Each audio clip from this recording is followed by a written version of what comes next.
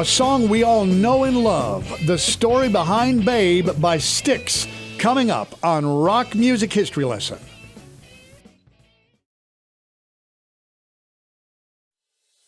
Styx, a legendary American rock band formed in Chicago in 1972, was the brainchild of twin brothers Chuck and John Panozzo, along with Dennis DeYoung.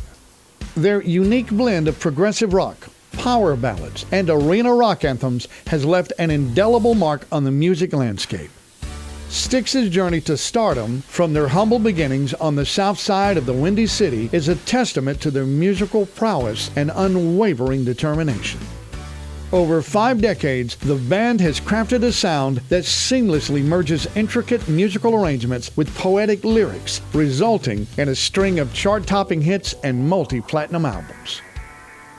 Their ability to evolve while maintaining their signature style has ensured their place as one of rock music's most enduring and influential acts, shaping music history. The band's singer, Dennis DeYoung, met Suzanne Fucci in high school in 1964. Their love story, which led to their marriage in 1970 and the birth of their 2 kids, has been a constant source of inspiration for DeYoung. This personal connection inspired him to write a series of songs, starting with the heartfelt Lady in 1973. DeYoung says, quote, "It was getting close to my wife's birthday, around the time for the Styx Pieces of 8 tour. I had been going on the road and leaving my wife and our first child for 6 years initially. It seemed justifiable because I had that tremendous ambition, but when I became successful, that ambition waned a little bit. I didn't have that same tunnel vision where I could see only one thing. I began to see how much everything else in my life matters." Unquote.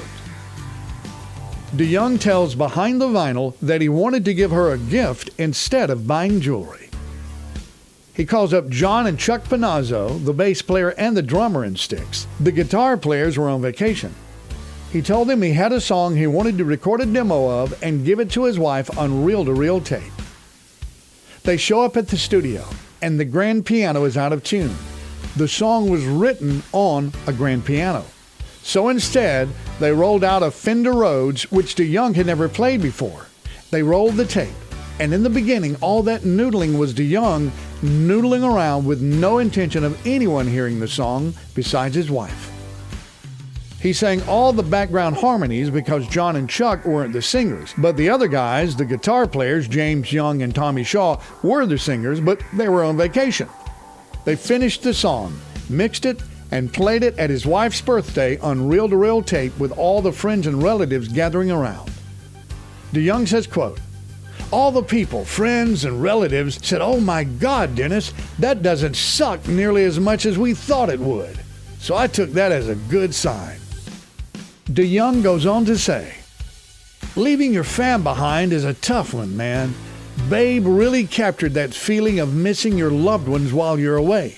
He's trying to tell his wife how much he'll miss her and how he'll be lonely without her by his side. It was a song about separation. I call her Babe.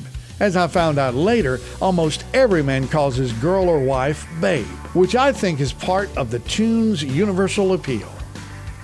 Unquote. DeYoung plays it for the guys in the band, and they like it. The record company heard it and wanted it on the next album, Cornerstone.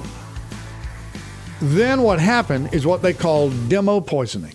The demo was so good, if you try re-recording it, you risk messing up because you can't capture the magic. So they kept the demo. Guitar player Tommy Shaw went into the studio and recorded his guitar solo. So the version you've heard on the radio all these years is the demo, as is Flaws. Babe climbed to #1 on the Billboard charts in 1979. It was the band's only #1 song. Thank you so much for supporting our channel. If you haven't already, hit the subscribe button, like us, and share. Hey, thanks for watching Rock Music History Lesson. I'm K.W. Keene.